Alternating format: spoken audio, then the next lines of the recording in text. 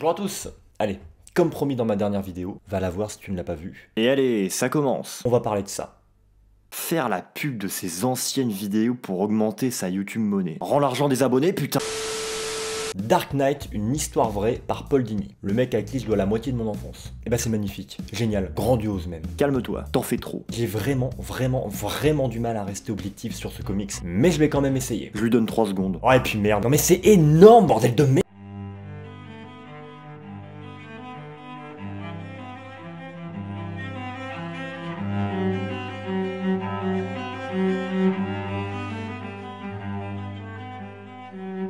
Je vais faire le synopsis parce que sinon on y est encore demain. Un soir, le scénariste Paul Dini, responsable de Batman la série animée, rentre chez lui après un rendez-vous décevant, suivi par 2 inconnus.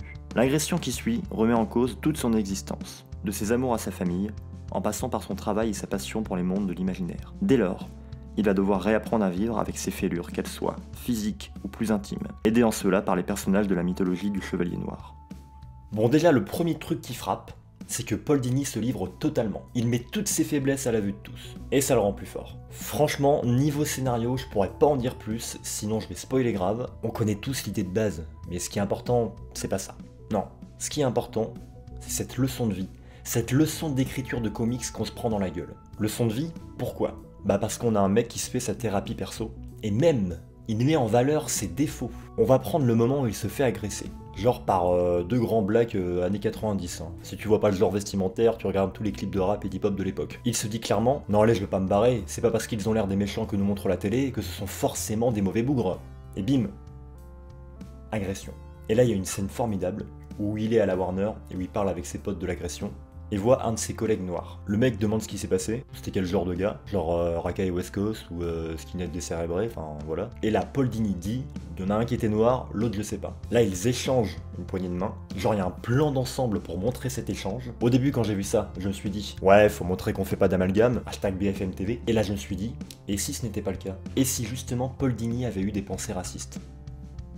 Et cette simple page, ce simple plan, m'a fait comprendre toute l'humilité de cette œuvre. Paul Dini se livre, il livre ses peurs, ses craintes, ses angoisses, et en plus de ça, là où c'est totalement fort, c'est que Dark Knight, une histoire vraie, peut être une critique sociétale valable dans notre ère, actuellement là. Et donc à ce niveau, c'est du génie, tout simplement, c'est beau. Bon, évidemment, il y a plein d'autres trucs à dire sur ce comics, notamment sa façon de personnifier les personnages de la série animée de Batman pour l'aider dans sa vie quotidienne. Mais je laisse ça à d'autres. C'est un comics qui est tellement riche qu'il serait impossible de proposer une analyse complète. Par contre, on va parler de la leçon d'écrire un comics, et notamment grâce au dessin d'Eduardo Risso. Plus tu avances dans le récit, plus l'état émotionnel de Paul Dini change, et plus ça a un impact sur l'esthétique globale du comics. Au niveau des couleurs, au niveau du dessin, bref. Et ça, je suis désolé, j'adore. Mais voilà, je ne veux vraiment rien dire de plus, c'est une œuvre qui est magnifique à découvrir. Il faut le lire. Vraiment, je pense qu'il peut aider certaines personnes qui ont connu la même chose que Paul Dini. Même si c'est très spécifique à Paul Dini. Hein.